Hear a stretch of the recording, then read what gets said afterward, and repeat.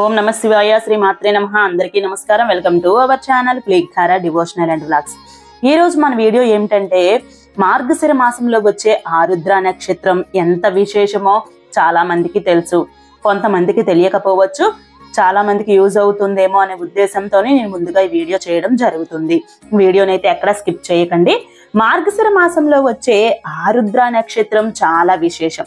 ఎందుకు అంత విశేషం అంటే ఈ నక్షత్రంలో మహాశివుడు జన్మించాడని చెప్తూ ఉంటారు.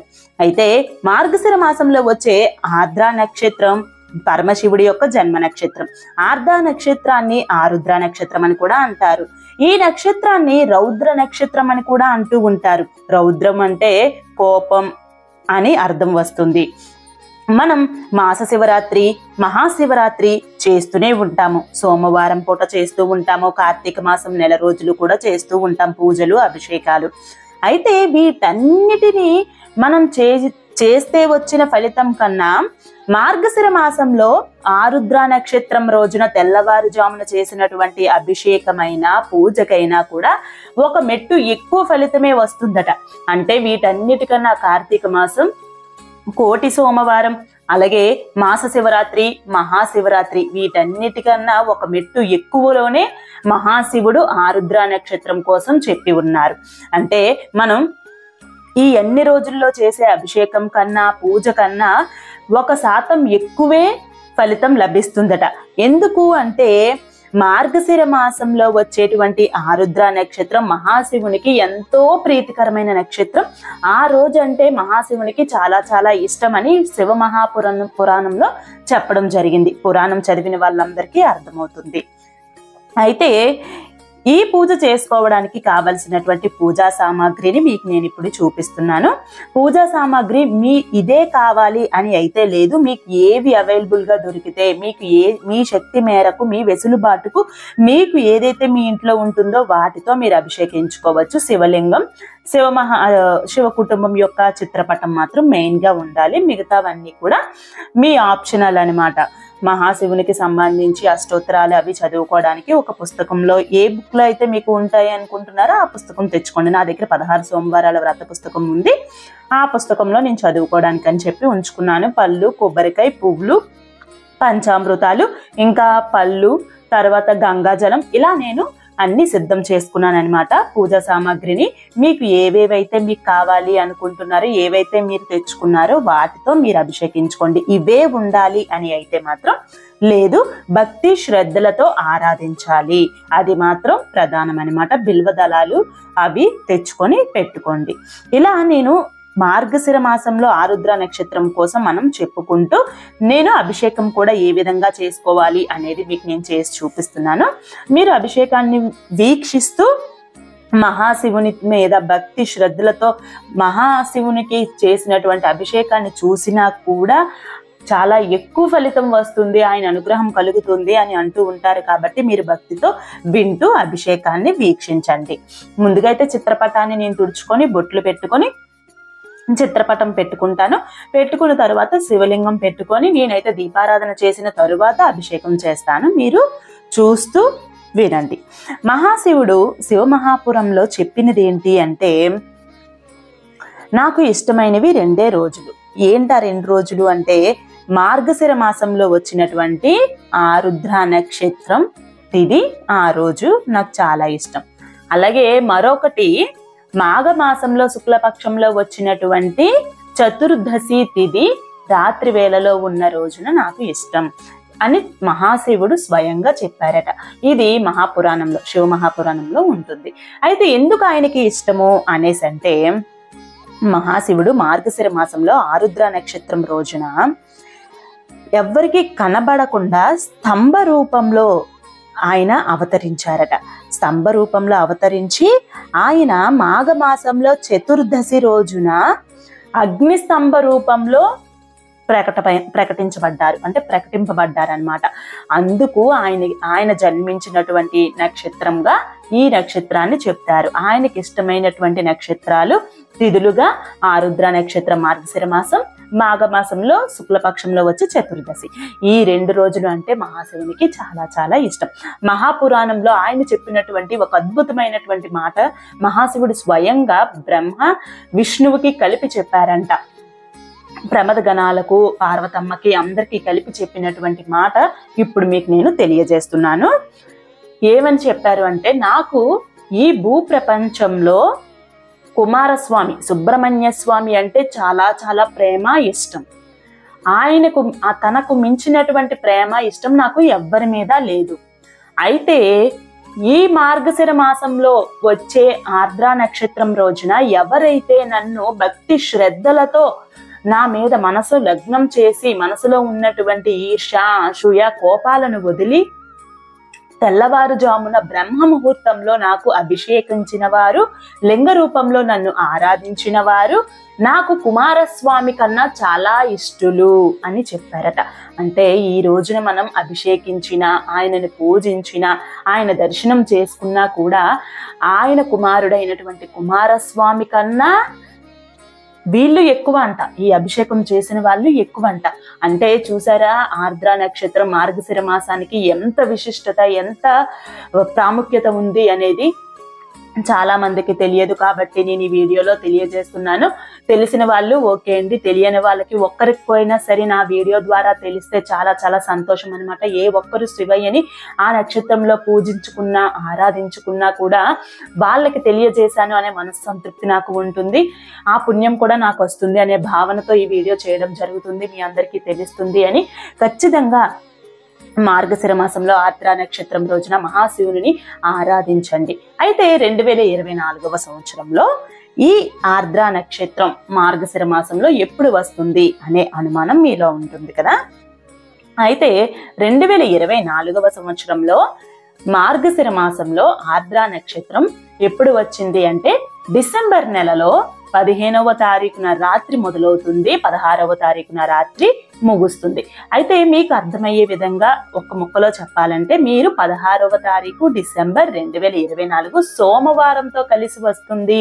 మార్గశిర మాసంలో మహాశివుడు జన్మించినటువంటి ఆర్ద్ర నక్షత్రం, మహాశివుడికి చాలా చాలా ఇష్టమైనటువంటి మార్గశిర ఆర్ద్ర నక్షత్రం సోమవారంతో కలిసి వచ్చింది.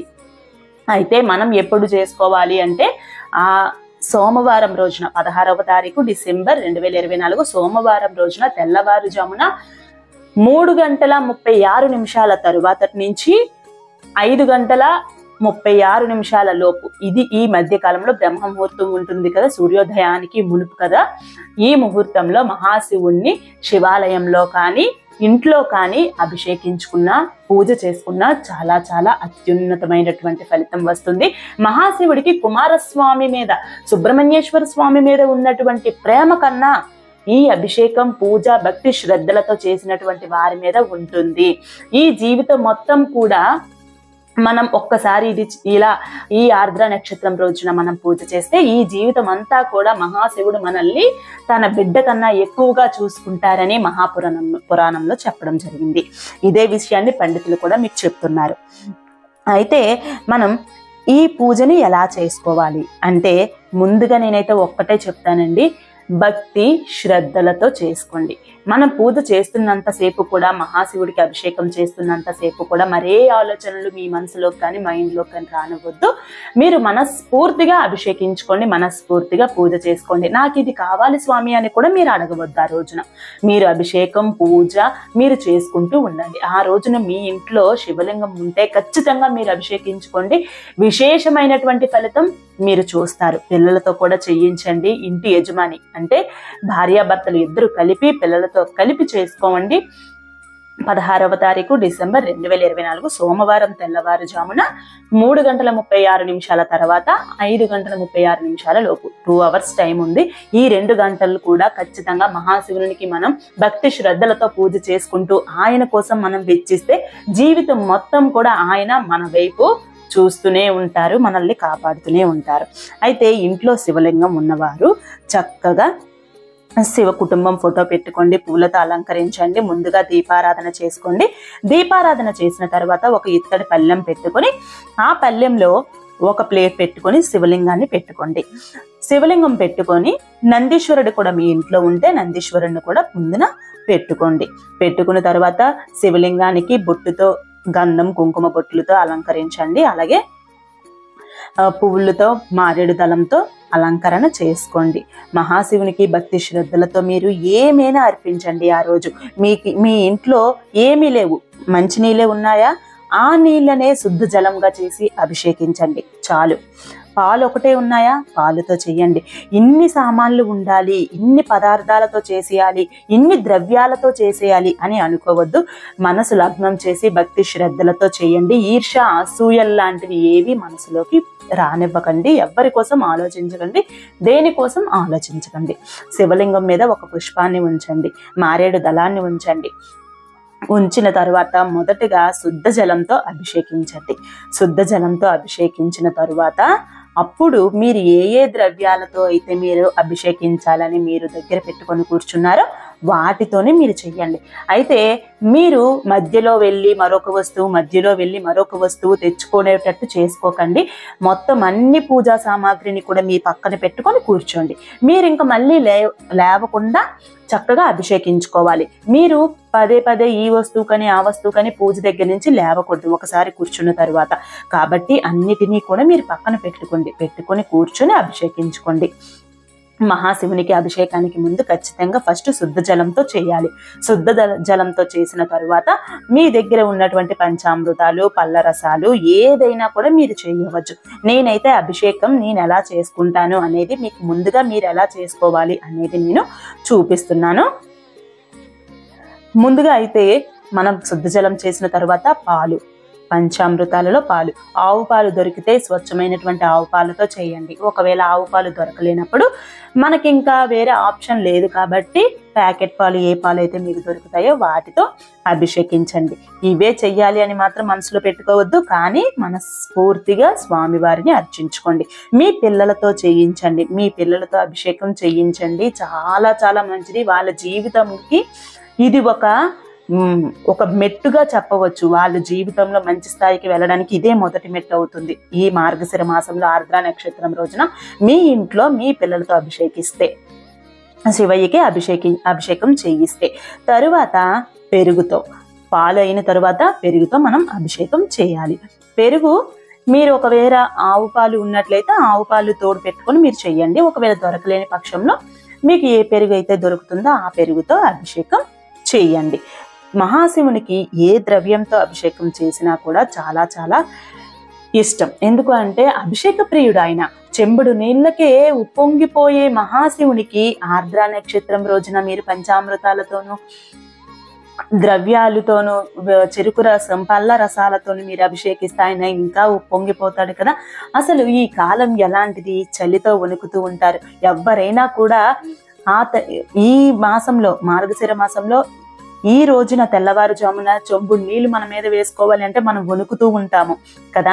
అటువంటిది ఆయన నన్ను అభిషేకించండి అని చెప్పారు. ఆయన అంతటి మహానుభావుడు. మనం ఎన్ని నీళ్లు పోసినా, మనం ఎటువంటి ద్రవ్యాలతో ఆయన్ని అభిషేకించినా కూడా ఆయన ఇష్టంగా ఉప్పొంగిపోతూ తీసుకుంటూ ఉంటాడనమాట. ఆ రోజున మీరు పాలు, పెరుగు అయిన తర్వాత నెయ్యి, ఆవు నెయ్యితో చేయండి. నెయ్యి దొరకలేనప్పుడు మీకు ఏదైనా ఇంకేది దొరికితే ఇంక దానితో మీరు చెయ్యడమే, అభిషేకం చేసుకోండి. ఆయన స్తంభాకారంలో జన్మించి చతుర్దశి, మాఘమాసంలో వచ్చే చతుర్దశి రోజు అగ్ని స్తంభంగా ఆయన ప్రకటింపబడ్డారు. అంటే ఆయన జన్మ నక్షత్రంగా ఆర్ద్ర నక్షత్రం చెప్పబడింది. ఆయన పుట్టినటువంటి నక్షత్రంగా ఆర్ద్ర నక్షత్రం రోజున మనం చేసేటువంటి పూజ, అభిషేకం ఆయన పాదాల చెంతకి స్వయంగా వెళ్ళి చేరుతుంది. మీకు ఒక్క మాటలో చెప్పాలంటే ఏ శుభకార్యాలైనా, ఏ మంచి అయినా కూడా, ఏ శుభ ఫలితాలైనా కూడా మహాశివుని పాదాల దగ్గర కొప్పలు తెప్పలుగా పడి ఉంటాయట. అయితే అవి ఎప్పుడు మనకి ఇస్తారు అంటే మనం భక్తి శ్రద్ధలతో ఆయన్ని ఆరాధించి ఆయన పాదాలు పట్టుకున్నప్పుడు ఆయన పాదాల దగ్గర ఉన్నటువంటి శుభ ఫలితాలన్నీ కూడా మనకు ఒక్కొక్కటిగా వస్తూ ఉంటాయని చాగంటి కోటేశ్వరరావు గారు ఒక ప్రవచనంలో చెప్పడం జరిగింది. ఇలా మనకి ఉన్నటువంటి ద్రవ్యాలతో మనం అభిషేకం చేసుకోండి. మీరు ఏ ద్రవ్యంతో అభిషేకం చేసినా కూడా తరువాత ఒక ఉద్దరినితో 3 సార్లైనా సరే మంచినీరుని పోసి మరొక ద్రవ్యంతో అభిషేకించాలి. ఇది అసలైన అభిషేకం చేయవలసినటువంటి పద్ధతి.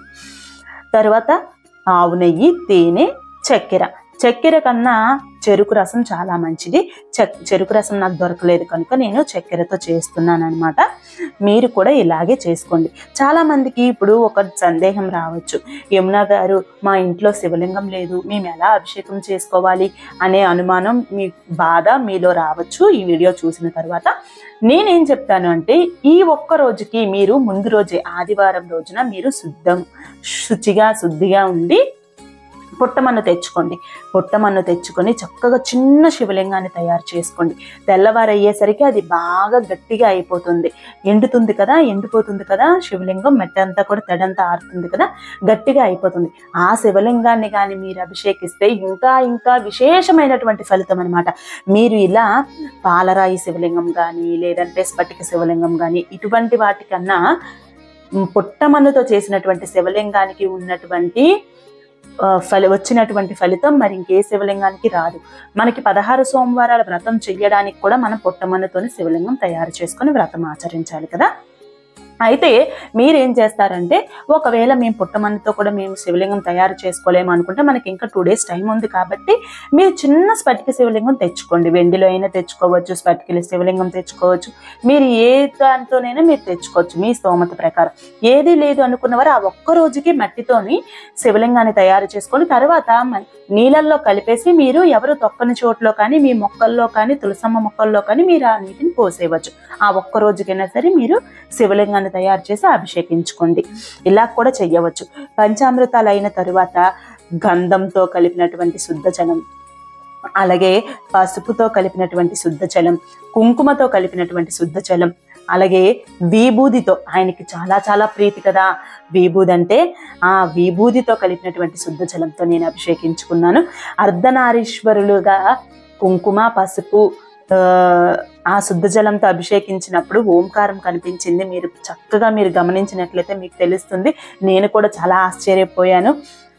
నేను కూడా చూడలేదు, మా పెద్ద అబ్బాయి చూసి మమ్మీ ఓం కనిపిస్తుంది మమ్మీ అని చెప్పారు. అప్పుడు నేను చూశాను అనమాట. చాలా సంతోషం అనిపించిందండి ఇలా అభిషేకించుకోవడం. మహాశివునికి మీరు సంవత్సరం మొత్తం చేసే అభిషేకం కన్నా, సంవత్సరం మొత్తం చేసే పూజా విధానం కన్నా ఈ రోజున మీరు చేసినటువంటి పూజా విధానం, అభిషేకం మీకు 1,000,000 రెట్ల ఫలితం వస్తుంది. 1,000,000 సోమవారాలు చేసినటువంటి ఫలితం మీరు పొందాలి అనుకుంటున్నారా? ఒకవేళ మీరు పొందాలి అనుకుంటే మార్గశిర మాసంలో వచ్చే ఆరుద్ర నక్షత్రం రోజు ఖచ్చితంగా మహాశివుణ్ణి అభిషేకించాలి, పూజించాలి, ఆరాధించాలి. అయితే ఇంట్లో శివలింగం మేము పుట్టమన్నుతో శివలింగం చేసుకోలేని వారు వీటితో తెచ్చుకోండి. అయితే మాకు బిల్వదళాలు దొరకవు, మాకు ఈ పుష్పాలు దొరకవు అనుకుని బాధపడేవారు కూడా ఉంటారు కదా. అటువంటి వారు ఏం చేస్తారంటే, మీకు ఒక్క పుష్పం దొరుకుతుందా, ఆ ఒక్క పుష్పంతోనే చేయండి. ఒక్క బిల్వదళం దొరుకుతుందా, ఆ ఒక్క బిల్వదళంతోనే చేయండి.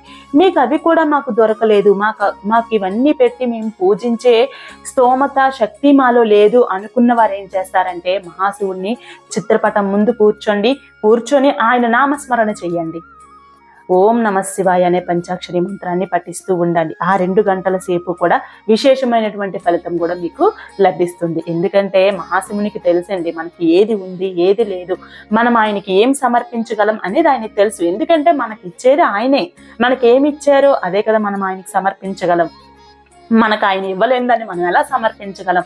అదే మీరు చెప్పుకోండి, స్వామి నువ్వు ప్రసాదించింది నాకు ఇదే, నేను దీంతోనే నేను మీకు చెయ్యగలను, ఇంకా నేను ఇది లేని దాన్ని ఎక్కడ తెచ్చి నేను చెయ్యగలను స్వామి, నాకు మీరిచ్చిన ఈ వాక్కుతో నేను ఓం నమ శివాయ అని మీ పంచాక్షరి మంత్రాన్ని జపిస్తూ నేను మీ స్మరణ చేసుకుంటాను. నాకు చేసే శక్తి లేదు, నాకు చేసుకోవడానికి నాకు ఆ స్తోమత కూడా లేదు, నిన్ను అభిషేకించే స్తోమత లేదు, నీ దర్శనము నీ నామస్మరణ నాకు చాలు అని కూడా మీరు పెట్టుకోండి. ఏదైనా కూడా భక్తి శ్రద్ధతో చేయడానికి చూడండి. ఇలా మనం ద్రవ్యాలతో అభిషేకించిన తర్వాత పళ్ళ ముక్కలతో చెయ్యవచ్చు, పళ్ళ రసాలతో చెయ్యవచ్చు, డ్రై ఫ్రూట్స్తో కూడా చేస్తూ ఉంటారు. దేనితోనైనా మీరు చెయ్యవచ్చండి స్వామివారికి. చివరిగా అన్నంతో చేయండి. అన్నం వండండి. అన్నం ఎలా వండుతారు? మీరు శుచిగా స్నానం చేసేసి ఒక ఇత్తడిది, మనం నాన్ వెజ్ అవి వండలేని ఉంటాయి కదా, చిన్న దానిలో కొంచెం బియ్యం పెట్టి చక్కగా కడిగి చక్కగా అన్నం వండండి. ఆ పాత్రకి బొట్లు పెట్టండి, శివనామం పెట్టండి. పెట్టిన తర్వాత అన్నం బాగా ఉడికిన తర్వాత చక్కగా వార్చిన తర్వాత ఆ అన్నాన్ని పొడి పొడిగా చేసి కొంచెం చల్లారిన తర్వాత, వేడి వేడిది కాదండి, చల్లారి పెట్టుకోండి. అప్పుడు అన్నాన్ని చక్కగా మహాశివుని మీద కొంచెం కొంచెంగా వేసి అభిషేకించండి. ఆయన పొంగిపోతాడు. అసలు నిజంగా మహాశివునికి అభిషేకించాలి అంటే మనకి మనసు లగ్నం చేసి చెయ్యండి, కళ్ళ వెంట నీళ్ళు ఖచ్చితంగా వస్తాయి. నోటి వెంట ఓం నమ శివాయ హర హర మహాదేవ అనేది కైలాసానికి వినబడేటట్టు వస్తుందన్నమాట. ఇలా చెప్తే మనం గుడిలో అయినా సరే మనం ఇలా చెప్పుకోవడం వలన ఎవరైనా ఏమైనా అనుకుంటారేమో, ఎవరైనా ఏమైనా కామెంట్ చేస్తారేమో అని మీరు ఆలోచించవలసిన అవసరం లేదు. ఎవరి కోసమో మీరు చెయ్యట్లేదు, భగవంతుని కోసం చేస్తున్నారు. ఆయన ముందు మీకు కళ్ళల్లో నీళ్లు వచ్చినా, ఆయన ముందు మీకు ఆయన నామాన్ని బిగ్గరగా చెప్పగలిగినా కూడా ఆయన యొక్క అనుగ్రహం ఉంటేనే జరుగుతుంది. కాబట్టి మీరు మహాశివుని నామాన్ని చెప్పుకుంటూ చక్కగా మీరు ఆయన దర్శనం చేసుకోండి.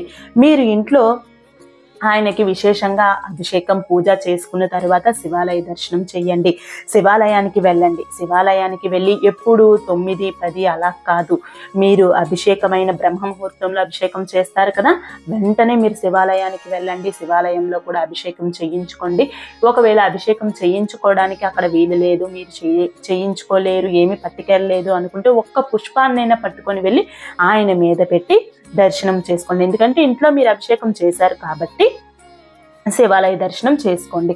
ఒకవేళ ఇంట్లో అభిషేకం చెయ్యలేని వారు ఏం చేస్తారంటే శివాలయానికి మీకు కలిగిన వాటన్నింటినీ పట్టుకొని వెళ్ళి అభిషేకం చేయించుకోండి. ఇలా చేయించుకోవడం వలన మీకు అత్యున్నతమైనటువంటి ఫలితం వస్తుంది. మహాశివునికి కుమారస్వామి మీద ఉన్నటువంటి ప్రేమ కన్నా మీ మీద ప్రేమ ఎక్కువగా ఉంటుంది. ఇది సాక్షాత్తు మహాశివుడే చెప్పాడు, అది పురాణంలో చెప్పబడింది. మనకి చాగంటి గారు, పద్మాకర్ గారు, అలాగే గరికపాటి గారు, వీళ్ళందరూ కూడా కొన్ని ప్రవచనాలలో కొన్ని అద్భుతమైనటువంటి విషయాలు మనకు తెలియజేస్తూ ఉంటారు. మీరు ప్రవచనాలు వింటూ ఉండండి. మీకు ఖచ్చితంగా ప్రతిదీ కూడా ఆధ్యాత్మికంగా మన సనాతన ధర్మంలో ఏముంది, మన శివయ్య నోటి నుంచి ఏమొచ్చింది, విష్ణువు నోటి నుంచి ఏమొచ్చింది, ప్రతిదీ కూడా మీకు తెలుస్తుంది. ఈ ఆర్ద్ర నక్షత్రం అనేది ఎంత విశిష్టత కలిగి ఉంది. ఈ రోజున మనం మహాశివునికి ఇలా అభిషేకించాలి, మహాశివుణ్ణి ఇలా ఆరాధించడం వల్ల మనకి ఇన్ని ఫలితాలు వస్తాయి అనే విషయం చాలా మందికి తెలియదు. వాళ్ళందరిలో కొంతమందికి తెలిసినా కూడా నాకు సంతోషమే. అందుకని చెప్పి నేను ఈ వీడియోలో ప్రత్యేకించి మీకు నేను శివాభిషేకం చేసి మరి మీకు నేను చూపిస్తున్నాను. ఈ శివాభిషేకాన్ని చూసిన వాళ్ళకు కూడా మహాశివుని అనుగ్రహం ఖచ్చితంగా కలుగుతుంది. మన కళ్ళు ఎంతో పుణ్యం చేసుకుంటేనే కానీ మహాశివుని యొక్క అభిషేకాన్ని కానీ, మహాశివుని లింగ రూపంలో అర్చన కానీ మనం చూడలేము. ఈ నోరు ఎంతో అదృష్టం చేసుకుంటేనే కానీ మహాశివుని యొక్క మాటని మనం చెప్పలేము, ఆయన యొక్క వాక్కుని మనం చెప్పలేము. ఆయన కోసం మనం ఏ చిన్న విషయాన్నైనా కూడా మరొకరితో మాట్లాడలేము. ఆయన యొక్క అనుగ్రహం ఉంటేనే ఈ 2 పనులు జరుగుతాయి. ఖచ్చితంగా మీ అందరికీ కూడా మహాశివుని అనుగ్రహం కలగాలనే ఉద్దేశంతోనే నేను ఈ వీడియో చేస్తున్నాను. మహాశివునికి చక్కగా మీరు అభిషేకించిన తర్వాత ధూపం ఇవ్వండి. పంచోపచార పూజ మీకు వచ్చినట్లయితే చేసుకోండి. పంచోపచార పూజ మీకు రాదు అనుకున్న వారు ఏంటంటే చక్కగా మీకు అభిషేకించుకొని షోడశోపచార పూజ 16 ఉపచారాలు ఉంటాయి. అది మీరు రాదు అనుకున్న వారు పంచోపచార పూజ చేసుకోవచ్చు. పంచోపచార పూజ అంటే కూడా మాకు తెలియదు అనేవారు ఉన్నారు. మీకేం తెలియదు అనుకుంటే దీపం పెట్టండి, అభిషేకించండి, ధూపం ఇవ్వండి, నైవేద్యం ఇవ్వండి, పుష్పం సమర్పించండి, గంధం కుంకుమ బొట్లు సమర్పించండి. ఇవే పంచోపచారాలు అంటే. షోడశోపచారాలు అంటే 16 ఉపచారాలు. వీటిని మీరు చెయ్యలేరు కాబట్టి పంచోపచారాలు చేసుకోండి. ఇది కూడా మాకు పూర్తిగా తెలియదు అనుకున్న వారు మీకు ఏదైతే వచ్చో అలాగే పూజ చేసుకోండి. ఇదే చెయ్యాలి అని అయితే మాత్రం లేదు. మీరు చక్కగా ఆ అభిషేకాన్ని చేసుకొని స్వామివారికి రుద్రాక్షల్ని సమర్పించుకోండి. ఇంట్లో శివలింగం ఉన్న వాళ్ళు ఖచ్చితంగా రుద్రాక్షల్ని సమర్పించుకోండి. తర్వాత మీ దగ్గర ధారాపాత్ర ఉంటే అది కూడా పెట్టుకొని స్వామివారి మీద చుక్క వాటర్ పడేలాగా ధారాపాత్రను పెట్టుకోవడం చాలా చాలా మంచిది. శివలింగం ఎంత చల్లగా ఉంటే అంత చల్లగా మనం కుటుంబం ఉంటుంది, అంత చల్లగా ఆయన మనల్ని చూస్తాడు. కాబట్టి శివలింగానికి ఎప్పుడు కూడా ధారాపాత్ర లేకుండా ఉండకూడదు. మా ఇంట్లో కూడా కొన్ని రోజులు లేదు, నేను కూడా ఈ మధ్యనే పెట్టుకున్నాను అనమాట ధారాపాత్ర అనేది. ఇలా మహాశివుడు మార్గశిర మాసంలో వచ్చే ఆరుద్ర నక్షత్రం రోజున ఆయన జన్మించారు, ఆయన జన్మ నక్షత్రం అని చెప్తూ ఉంటారు కదా. ఈ నక్షత్రం ఉన్న రోజున ఖచ్చితంగా మీరు మహాశివునికి ఒక మారేడు దళాన్ని అంటే ఆ దేవాలయంలో ఉన్న మారేడు దళాన్ని టపాటపా తెంపేయడము, కోసేయడము, వెళ్ళి ఇచ్చేయడము ఇది కాదండి. మారేడు దళాన్ని మనం కోసాము అంటే ఖచ్చితంగా అక్కడ ఒక నామాన్ని చెప్పుకొని అక్కడ స్వామివారికి చెప్పుకొని మనం చెయ్యాలి. ఆ శివాలయంలో కన్నా బయట నుంచి కొని తెచ్చండి, లేదంటే మరి ఎక్కడైనా ఉన్న దగ్గర తెచ్చుకోండి. కానీ కోసే పద్ధతి కూడా కొంచెం నెమ్మదిగా చక్కగా కోయండి. ఎందుకంటే మారేడు వృక్షంలో లక్ష్మీదేవి స్వయంగా కొలువుంటుంది, మహాశివుడు కొలువుంటాడు. కాబట్టి మీరు కోసే పద్ధతి కూడా, కోసే రోజులు కూడా చూసుకోండి. పౌర్ణమి ఇలాంటి రోజుల్లో కొయ్యకూడదు, ఏకాదశి సోమవారాలు కొయ్యకూడదు. మనం ఖచ్చితంగా మహాశివునికి మారేడు దళాలు సమర్పించాలి అంటే ఆ రోజు ఏ రోజున మనం కోసుకోవాలి అనేది కూడా మనకి శాస్త్రంలో చెప్పడం జరిగింది. అలాంటి రోజుల్లో మీరు కోసుకొని స్వామివారికి పెట్టాలి. అలాగే పువ్వులతో అభిషేకించండి. మనం శ్వేత అక్షింతలు, విభూతితో కలిపినటువంటి అక్షింతలతో మీరు అభిషేకించుకోవచ్చు. ఆ అక్షింతలను మీరు కలిపి ఉంచుకోండి. ఆ అక్షింతలను మీరు స్వామివారి మీద రెండుగా వేస్తూ అష్టోత్తరనామాలు, 108 అష్టోత్తరనామాలు ఉంటాయి కదా, వాటిని చదువుకుంటూ పూలతో కానీ ఈ శ్వేతాక్షింతలతో కానీ స్వామివారిని అర్చించవచ్చు. అలాగే లింగాష్టకం ఉంది మనకి, అలాగే అర్ధనారీశ్వర స్తోత్రం ఉంది. మహాశివునికి సంబంధించి ఎన్నో శ్లోకాలు ఉన్నాయి, ఎన్నో మంత్రాలు ఉన్నాయి. ఇవి ఏవి మాకు చదవడం రాదు అనుకున్న వారు ఏం చేస్తారు, పంచాక్షరి మంత్రం ఓం నమ శివాయ, ఇది రాని వారు ఎవరు ఉండరు.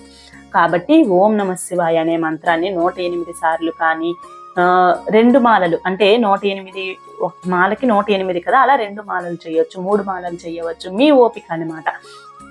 కొంతమంది 1008 చేస్తారంటే 10 మాలలు చేస్తారు. ఇలా మీ ఇష్టం. మీరు చక్కగా స్వామివారికి నమస్కరించుకోండి. పూజ అంతా పూర్తి చేసుకొని నారికేలం, మీరు అరటిపళ్ళు ఏవైతే మీ దగ్గర ఉన్నాయో వాటిని నివేదించండి. నివేదించి స్వామివారికి పంచహారతి ఇవ్వండి. పంచహారతి అంటే స్వామివారికి చాలా చాలా ఇష్టం. పంచహారతి ఇవ్వండి. అలాగే తరువాత కర్పూర హారతి కూడా ఇవ్వండి. ఇలా హారతి ఇచ్చిన తరువాత స్వామివారికి మనస్ఫూర్తిగా మీరు నమస్కరించండి. మీ కష్టాలు సుఖాలు వద్దు, ఈ రోజున నాకు ఇంతటి అదృష్టాన్ని కల్పించావు తండ్రి, నీకు వేల వేల వేల వేల కోటి కోటి పాదాభివందనాలు, నమస్కారాలు శివయ్య. ఇలాంటివి మళ్ళీ సంవత్సరం కూడా నేను ఇంతే సంతోషంగా నిన్ను ఇదే ఆ మార్గశిర ఆర్ద్ర నక్షత్రం రోజున నిన్ను ఆరాధించుకొని పూజించుకునేటువంటి అవకాశాన్ని నాకు కల్పించు తండ్రి, నా యందు దయ చూపించు తండ్రి అని మాత్రమే మనం కోరుకోవాలి. అంతేకాని నాకు ఈ ఇల్లు కావాలి, నాకు పెళ్లి కావాలి, నాకు ఉద్యోగం కావాలి, నాకు అప్పులు తీరాలి, నాకు డబ్బు కావాలి, ఇవేవి అడగద్దు. ఎందుకంటే మార్గశిర మాసంలో ఆర్ద్ర నక్షత్రం రోజున పూజించిన వారు తన కుమారుడి కన్నా ఎక్కువ ప్రేమిస్తాను అని చెప్పారు. ఇంకా ప్రేమించినప్పుడు మన మంచి చెడు మన బాగోగులు ఆయనే కదా చూసుకుంటారు. ఇంకా మనం ఎందుకు అడగాలి, అడగొద్దు.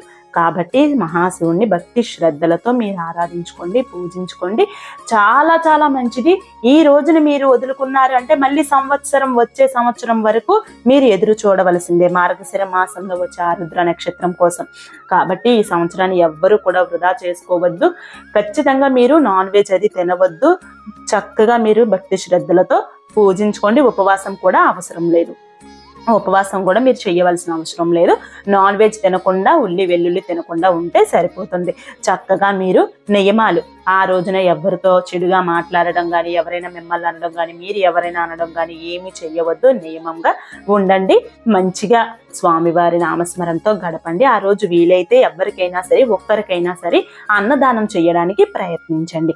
ఇలా మీరు పూజను చేసుకోండి నియమంగా, భక్తి శ్రద్ధలతో. ఈ రోజునైతే మాత్రం ఎవ్వరు వదులుకోవద్దు.